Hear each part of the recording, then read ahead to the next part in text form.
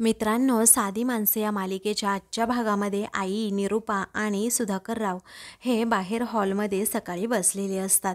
त्यांच्या गप्पा सुरू असतात. त्यानंतर आता सुधाकररावांना आजी या जरा योगा कर असं म्हणतात. म्हणजे तुझ्या तब्येतीमध्ये लवकरात लवकर सुधारणा होईल आणि श्वास कसा घ्यायचा, कसा सोडायचा हे सगळं काही आजी सुधाकररावांना सांगत असते.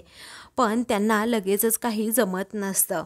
तेव्हा ते आपलं जरा चुकीचं करत असतात. ते पाहून आजी आता निरूपाला म्हणते की निरूपा, अगं तू सुद्धा जरा शिकून घे आणि मग माझ्या सुधाला तू शिकव, म्हणजे त्याची ही तब्येत जरा बरी होईल. समजतंय का? आता ती म्हणते की हो सासूबाई, चालेल. नंतर मीरा सर्वांना चहा देण्यासाठी तेथे येते. तेव्हा आता सर्वांना चहा दिल्यानंतर मग आता आजी पुन्हा म्हणू लागतात, अरे मी विचारेन म्हणते, पण विचारायचं राहूनच गेलं. माझा सुद्धा एवढा आजारी पडलाच कसा, असं लगेचच आजी विचारतात. तेव्हा आजीने हा प्रश्न विचारल्यानंतर सर्वांना मात्र मोठा धक्काच बसतो आणि सर्वजण लगेच एकमेकांकडे पाहतात. कारण आता सत्य काय आहे हे आजीला आता कुणीच सांगणार नसतं. मग सुधाकररावांना आठवतं की सुजित कुमारने सांगितलंय 17 लाख रुपयाचं कर्ज या घरावर घेतलं आहे म्हणून. ते आता एकदमच डिस्टर्ब होऊन जातात. त्यांना काहीही सुचत नसतं. सर्वजण फक्त एकमेकांकडे पाहत असतात. तर आजी विचारते, अरे मी काय म्हणते, सुधा कशामुळे एवढा आजारी पडलाय आणि तुम्ही तर नुसतं एकमेकांकडे पाहताय. तेव्हा निरूपा एकदम निरुत्तरच असते.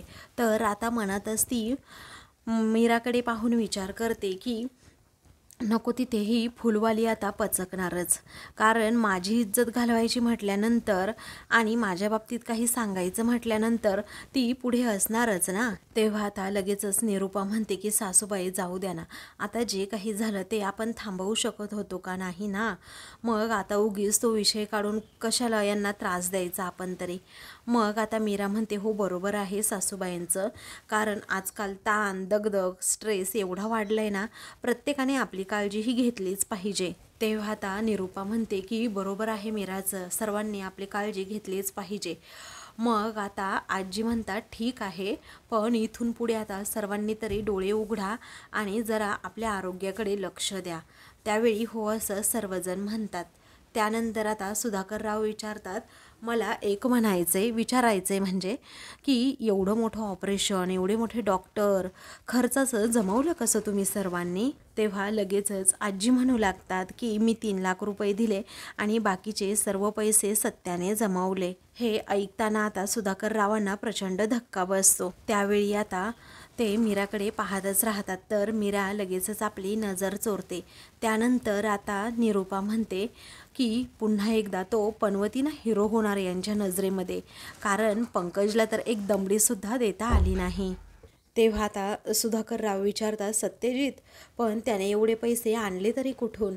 मग आता ते सर्वांना विचारू लागतात की कुठून घेऊन आला तो एवढे पैसे? तेव्हा आता लगेचच ते मीराकडे पाहत असतात. पण मीरा आता काहीच सांगत नाही, एकदमच गप्प असते. त्यानंतर तिला आठवतं की सत्याने सांगितलंय की बापाला काही कळता कामा नये की त्याच्या ऑपरेशनसाठी गाडी विकली आहे म्हणून. तेव्हा आता मीराला हे समजल्यानंतर लगेचच ती म्हणते, बाबा, आजी, अहो तुम्ही इकडच्या तिकडच्या काय गप्पा मारत बसले आहात? रंगपंचमी आहे ना म्हटल्यानंतर आपल्याला तयारी करायला हवी. आपल्या सर्वांना रंगसुद्धा खेळायचा आहे. तेव्हा सुधाकरराव म्हणतात, अगं पण आता मीरा ऐकत नाही. तेव्हा ती आता म्हणते, बाबा प्लीज नको ना हा विषय, आता आपण नंतर बोलूयात ना, या विषयी डिस्कस करूयात ना. तेव्हा सुधाकरराव म्हणतात, अगं पण. तेव्हा ती म्हणते, नाही हां बाबा, अजिबात हा विषय काढायचा नाही. आता तुम्हाला आता चहासुद्धा द्यायचा आहे. मग आता निरूपा हसतच म्हणते, जा चहा घेऊन ये जा. तेव्हा आता निरूपा ही लगेचच म्हणते, वा वा, आज रंगपंचमी आहे, मला तर खूप मजा येते बाबा रंग खेळायला. तेव्हा आजी म्हणते, असं का? तेव्हा आता निरूपाला लगेच आजी म्हणतात, ऐक ना निरूपा, एक काम करायचं तू. तेव्हा निरूपा विचारते, काय? तेव्हा आजी म्हणतात, मीरा, हे बघ, स्वयंपाकघरात जी काही कामं राहिली आहेत ना, ती हिला म्हणजे निरूपाला आणि तिच्या मोठ्या सुनेला करू देत. आता रंगपंचमी तुम्ही खेळायची ना, पण कामानंतर, असं म्हणून आजी लगेचच निरूपाला टोमणा मारतात. त्यानंतर निरूपा एकदमच गप्प होते. तेव्हा आता ती विचारते, हो हो सासूबाई, म्हणजे मी कामं करायची आहेत का? तेव्हा आजी आता मस्त चहा पीत म्हणतात, हो मग कोण करणार, मी करू का कामं मग? तेव्हा निरूपा म्हणते, नाही हो सासूबाई, असं नाही. मग पुढे आता आजी लगेचच म्हणतात की काल नैवेद्याचं सगळं मीराने, मग आता राहिलेलं किचनमधलं काम तेवढं तरी तुम्ही करा की, कारण मीराला आणि मला खूप कामं आहे सध्या. चल ग मीरा, असं म्हणून आजी लगेचच मीराला तिथून घेऊन जातात. काही वेळानंतर आजी आता मीराला घेऊन तिथून जातात, तर निरूपा तोंडच पाडून बसते, कारण किचनमधली सगळी कामं आता तिला आणि देविकाला करायची असतात.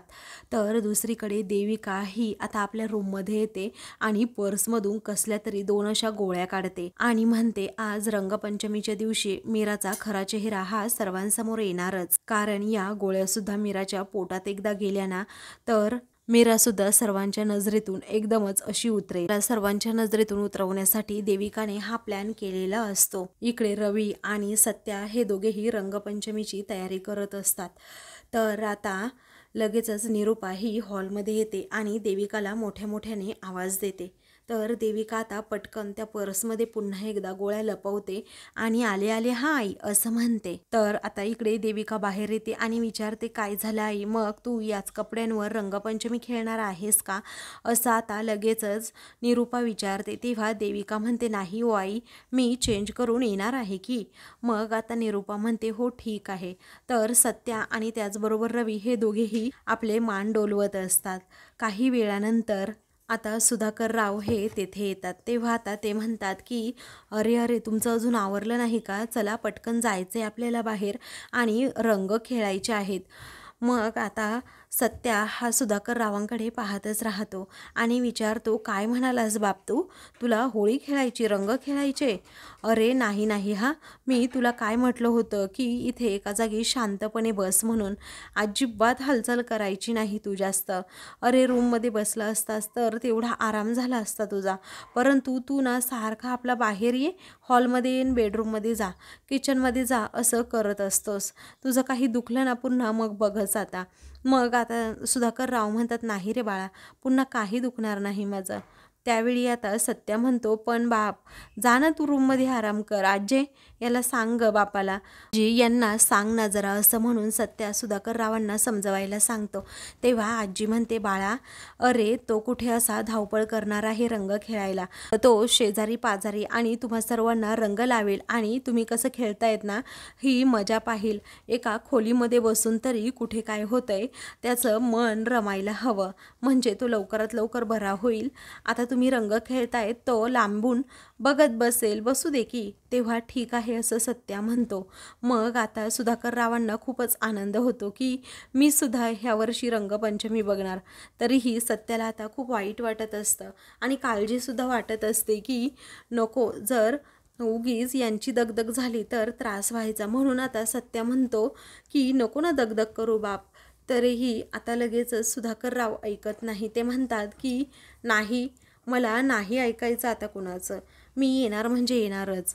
त्यानंतर आजी म्हणते, ये बाबा, पण आता मीराचं आवरलंय की नाही मी बघून येते, असं म्हणून लगेचच आजी मीराच्या रूमकडे जाते. त्यानंतर पंकज म्हणतो की मम्मा, मी सुद्धा रूममध्ये आहे हां, कारण मलाही नाही आवडत ते रंग वगैरे असं खेळायला. तेव्हा आता त्या दोघीही त्याला फोर्स करतात की थांब. पण सत्य आता म्हणतो, तुझे रंग तर अगोदरच उधळून झाले आहेत की, आणि आता तर तुझं भिंगसुद्धा फुटलं आहे. अरे तू रंग वगैरे असे लावून नाही घेतले ना तरीही चालतील, कारण तू अगोदरच तुझ्याकडे असे ठासून भरले आहेत, असं म्हणून पंक्याचा तो अपमान करतो. तेव्हा आता देविकाही रागातच सत्याला म्हणते, गप्प बसा, काही पण बोलू नकोस माझ्या पंकजला, असं म्हणून आता ती सत्याला गप्प करते. तेव्हा आता लगेचच पंकज हा देविकाकडे पाहतो. त्यानंतर आता देविका लगेच पंकजला म्हणते, बेबी प्लीज माझ्यासाठी चल ना रे रंग खेळायला. मग आता तो म्हणतो की बरं ठीक आहे, तुझ्यासाठी येतो मी रंग खेळायला. तेव्हा आता देविका खूपच खुश होते आणि आय लव्ह यू बेबी असं म्हणते. तेव्हा सत्या आता हसतच त्यांच्याकडे पाहतो. त्यानंतर सत्य आता मनातच काहीतरी प्लॅन करतो आणि लगेच रवीजवळ जातो. म्हणतो की आता या देविकाच्या बाबूची ना आपण अशी रंग लावून वाट लावू ना की विचारू नको. तेव्हा रवी म्हणतो, हो लावूयात वाट. तेव्हा त्या दोघांचा आता चांगलाच प्लॅन ठरतो. मग दुसरीकडे मीरा ही आता रूममध्ये असते. तेव्हा आजी आता तिला म्हणते की बाळा, ही वाटी घे हातात. असं म्हणून आता त्याच्या केसांची आजी तेल लावून मालिश करत असते. मग तेवढ्यातच सत्य आता तेथे येतो आणि आता मीराकडे खूप वेळ पाहतच राहतो. तेव्हा आजी आता लगेचच सत्याला विचारते, काय रे, तू काय पाहतोस माझ्या नाचसुनेकडे? त्यानंतर मीराचं लक्ष आता सत्याकडे जातं, तर सत्य आता लगेचच मीराकडे पाहून हसतो. मग मीराही त्याच्याकडे पाहून गालात हसते. तर आजी आता त्या दोघांना म्हणते, या भानावर आता. मग ते दोघेही हसतात. त्यानंतर सत्या लगेच विषय बदलतो आणि विचारतो की माझी कपडे कुठे आहेत? तेव्हा मीरा म्हणते, आहेत की कपडे. तेव्हा सत्या विचारतो, ही कपडे मी नाही घालणार. सणाच्या दिवशी अशी मी जुनी कपडे घालायची का? आणि तू नेसलेली साडीसुद्धा जुनी आहे का? तेव्हा आता मीरा म्हणते, हो, खूप जुनी आहे साडी ही. तेव्हा आता सत्या विचारतो, असं कसं? जुनी साडी नेसून तू सुद्धा एवढी सुंदर दिसतेस? मग आता मीरा सत्याकडे पाहतच राहते. तेव्हा सत्या म्हणतो, अगं आमचं बघ जरा, आम्ही जर जुनी कपडे घातली ना तर किराणा दुकानामध्ये कशा गोण्या असतात त्या गोण्यांसारखा आम्ही दिसतो, पण तू तर अशी नुसती ताज्या फुलासारखी दिसती आहेस. आता सत्याला भानच राहिलेलं नसतं तो नक्की काय बोलतोय. तर मीरा आता आजीकडे मागे पाहते आणि विचारते, अहो काय बोलताय तुम्ही? तुम्हाला कळतं का? तुम्ही कपडे घाला की ते नंतर खराबच होणार आहेत ना. तर आजी मात्र आता हसत असतात. तर आता सत्या हसत असतो तर मीरा खूपच लाजत असते. मग मीरा त्यानंतर इशारा करून त्याला गप्प राहायला सांगते. त्यानंतर आता सत्या लगेचच विचारतो, म्हातारे, अगं तू हिच्या केसांना तेल का लावतेस? त्यावेळी आता लगेचच आजी म्हणते, हिचे केस खरंच खूप भारी आहे. तेव्हा आता सत्या लगेच मीराच्या केसांचं वर्णनच करू लागतो आणि म्हणतो, कसे काळे सुळसुळीत एकदम मऊ केस आहेत. तेव्हा आजी म्हणते, होच की, अरे म्हणून रंग चिकटून ते खराब होऊ नये ना, यासाठी मी अगोदर तेल लावते. तेव्हा मीरा आता खूपच लाजत असते. तर आता सत्या म्हणतो, अगं आजी, मला असं नव्हतं बोलायचं. मग त्याच वेळी आता आजी म्हणते की तुझी बायको अरे जगात सुंदर आहे हे मला माहीत आहे. तेव्हा आता सत्या म्हणतो, नाही ग आजी, मला माहीत आहे ना, तुझ्या एवढं जगामध्ये कोणी म्हणजे कोणीच सुंदर नाहीये. तेव्हा आजी म्हणते, गप्पा बस, खोटा कुठला? तेव्हा सत्या म्हणतो, अगं शपथ आजी, बरं जाऊ दे, हे माझ्या पण डोक्याला तेल लाव जरा. आजी विचारते, काय? मग आता मीरा म्हणते, हो थांबा, माझ्या केसांना तेल लावणं जास्त महत्त्वाचं आहे. अहो तुमचं काय एवढं मध्येच? तेव्हा सत्या म्हणतो, पण आजीसाठी मीच सर्वात जास्त महत्त्वाचं आहे. मीरा म्हणते, ते असाल, पण माझं होऊ देत अगोदर, मग तुम्ही तुमचं बघा काय ते. मग आता सत्या म्हणतो, अगं झालं की तुझं, किती कौतुक करायचं अजून, आता चल बरं, उठ उठ. असं म्हणून तो मीराचा हात पकडतो आणि लगेच तिला उठायला सांगतो. त्या आजी समोर जाऊन बसतो आणि लगेचच आजीला तेल देतो, जेणेकरून आजी तेल लावेल. मग आता मीरा म्हणते की आजी चांगलं तेल लावा, मी यांना एवढा रंग लावणार आहे ना की 3-4 दिवस कुठे जात नसतो बघा. तेव्हा आता सत्या म्हणतो, हे एवढं सोपं आहे का? बघ, तू मला रंग लावण्या अगोदर तुला रंग लावणार आहे, तू बघतच राहा. तेव्हा आता मीरा म्हणते, आले मोठे कुठले? अहो मी तुम्हाला सांगितलंय ना एकदा, बाई माणसाच्या मनगटामध्ये किती ताकद असते ते. मग आता सत्या म्हणतो, तू मला चॅलेंज देऊ नको, तुला सांगितलंय ना. तर मीरा म्हणते, दिलं चॅलेंज, चला आता तुमच्या गालाला मी चांगला बाहुलीसारखा रंग देऊन तुम्हाला नाही सजवलं ना तर माझंही नाव मीरा नाही. तेव्हा सत्या आता म्हणतो, काय हिंमत आहे तुझी, असं म्हणून तो आता चिडतो. त्यानंतर मीरा आता हसतच तेथून बाहेर जाते. तर आजीसुद्धा आता सत्यावर हसत असते. तर आता दुसरीकडे रवी हा रूममध्ये असतो. तर आता तो लगेच रियाला कॉल करतो आणि दोघेही एकमेकांना हाय असं म्हणतात. मग त्यावेळी, आज मला तुझी खूप आठवण येते, कारण आज रंगपंचमी असल्यामुळे मला तुला रंग लावायचा आहे, असं आता रवी म्हणतो. त्यावेळी रिया म्हणते, असं का? पण असं कोणता रंग लावायचा आहे तुला? तेव्हा आता रवी म्हणतो की मला ना तुला असं गुलाबी गुलाबी रंग लावायचा आहे, तुझ्या नाकाला, तुझ्या गालाला. त्यावेळी आता रिया अगदी लाडातच येते आणि म्हणते, काय? पण मलाही तुला रंग लावायचा आहे ना, पण मला प्रेमाचा रंग लावायचा आहे, तो सुद्धा अगदी लाल. तेव्हा आता ती म्हणते, ठरलं तर चल, तू आत्ता माझ्या घरी येतोयस आणि मगच मला रंग लावतोयस, चालेल? तेव्हा आता तो म्हणतो, कसं चालेल? अगं आत्ता आमच्या घरीसुद्धा धुलीवंदन आहे, रंगपंचमी आहे ना, मग इथे सुद्धा आहेच ना कार्यक्रम. तेव्हा आता रिया म्हणते, कसा आहेस रे तू रवी, किती घाबरतोस? अरे तू तर साधा मला कन्व्हिन्ससुद्धा करत नाही की ये म्हणून. तेव्हा रवी म्हणतो, अगं मला खरंच तुझी खूप आठवण येते आणि मी तुला खरंच खूप मिस करतोय. आता मी एक काम करतो, आज संध्याकाळी तुला भेटायला येतो. तेव्हा रिया आता हो बाय असं म्हणते आणि फोन ठेवते. त्यानंतर लगेचच आता फोन ठेवल्यावर रवी, अरे तू मला रंग लावायच्या अगोदर मीच तुला रंग लावेन आणि तिकडे येऊन सरप्राईज देईन असं म्हणून रिया खुश असते आणि अगदी स्वतःभोवतीच नाचू लागते. तेव्हा रियाचे आईबाबा हे मागेच उभे असतात, हे तिच्या लक्षातच नसतं. त्यावेळी लगेचच आता रिया पाठीमागे पाहते आणि ती त्या दोघांना पाहून खूपच घाबरते. तर ते दोघे जरा रागातच तिच्याकडे पाहतात. तर आता इकडे मीरा ही हॉलमध्ये असते. तर आता निरूपा आणि सुधाकरराव गप्पा मारत असतात. तेव्हा निरूपा आता सुधाकररावांना म्हणते की आज मी तुम्हाला थोडा तरी रंग लावणारच आहे. तेव्हा सुधाकरराव म्हणतात हो लाव बाई, तुला काय करायचं ते कर.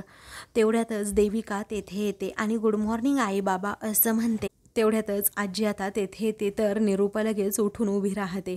या ना सासूबाई असं म्हणत तिला आजीला बसायला सांगते. तेव्हा आता काय ग पंकज कुठे आहे असं देविकाला लगेचच आजी विचारते. मग आता पंकज हा रेडी होतोय, येईलच इतक्यात बाहेर असं ती म्हणते. तर आता निरूपाने नेहमीप्रमाणेच केस विंचरलेली असतात ते पाहून आता आजी विचारते काय ग निरूपा, तू केसांना तेल वगैरे नाही लावलं का? तेव्हा निरूपा म्हणते नाही ना अजून, मी नाही लावलं तेल वगैरे. त्यावेळी का बरं असं म्हणून आजी तिला म्हणतात अगं चांगलं तेल लावायचं केसांना आणि मग वेणी घालायची मस्त. अगं तुला माहीत नाही का, असं केसांना तेल लावल्यामुळे जास्त रंग जात नाही मग डोक्यात, कारण मी बघ बरं मीराला कसं तेल लावून दिलं आहे. तेव्हा आता लगेच निरूपा आणि देविकाला राग येतो की मीराच्या केसांची बरं लगेचच मालिश करून दिली आजीने. त्यावेळी आजी निरूपालाच आता बोलते की अगं तू, मला माहीत आहे मीराला नाही लावणार, परंतु तुझ्या सुनेला लावायचं होतं ना, कारण अजून या मुलींचं अगदी सगळं व्हायचं. आता निरूपा लगेच म्हणते की अहो एका नाचसुनेला लावलं तुम्ही तेल, मग दुसऱ्या नाचसुनेला सुद्धा लावायचं की, आणि मी तर तुमची सून आहे ना, मग मला का नाही लावलं तुम्ही तेल असं निरूपा आजीलाच विचारते. त्यानंतर देविका म्हणते हो ना मला तर माहीतच नव्हतं, पण आजी मलाही आवडलं असतं तुमच्याकडून असं तेल लावून घ्यायला. मग आता निरूपा म्हणते कसं लावतील, इथे लाडक्या नाचसुनेलाच त्या तेल लावणार ना, कारण यांना फक्त आणि फक्त कौतुक एकाच नाचसुनेचं आहे, दुसऱ्या नाही. तर आता सुधाकररावांना समस्त विषय चिघळायला लागलाय. त्यामुळे ते म्हणतात चला चला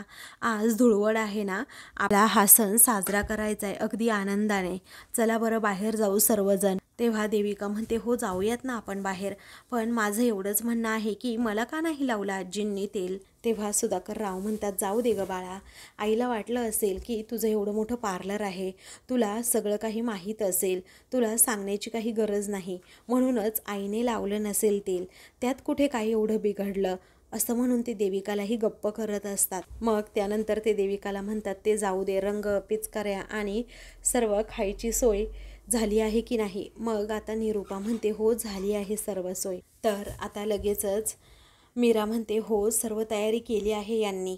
मग त्यानंतर आजी म्हणते तेल लावलं नसलं ना तरीही मी माझ्या सुनांसाठी काहीतरी घेऊन आले आहे. त्यानंतर आता निरूपा म्हणते हो सासूबाई, यांच्या आजारपणामध्ये एवढा खर्च केला तुम्ही, मग कशाला एवढा खर्च करायचा. तेव्हा आजी म्हणते असं कसं, कारण माझ्या सुनांची ही पहिली होळी आहे, मग त्यांच्यासाठी काही आणायला नको का. तेव्हा निरूपा म्हणते मग द्या त्यांनाच तुम्ही. तेव्हा आता तुला नको ना, तेव्हा निरूपा म्हणते मला नको आहे काही. तेव्हा आजी म्हणते बरं बाई नको तर नको. तेव्हा आता मीराला लगेचच आजी एक नथ देते. त्यावेळी आता मीरा ती नथ पाहून खूप खुश होते. तर निरूपाचा चेहराच पडतो, कारण आता मला नको असं ती मगाशीच म्हणालेली असते. तर देविका आता डोकावून बघत असते की मीराला नक्की काय दिलंय. मग आता आजी लगेच निरूपाकडे पाहते, कारण तिचा चेहरा पडलेला असतो. तेव्हा आता मीरा म्हणते आजी खूप भारी आहे ही नथ. त्यानंतर आजी म्हणते अगं देविका ये की पुढे. तेव्हा देविका पुढे येते. तर आजी लगेचच तिला नथ देते.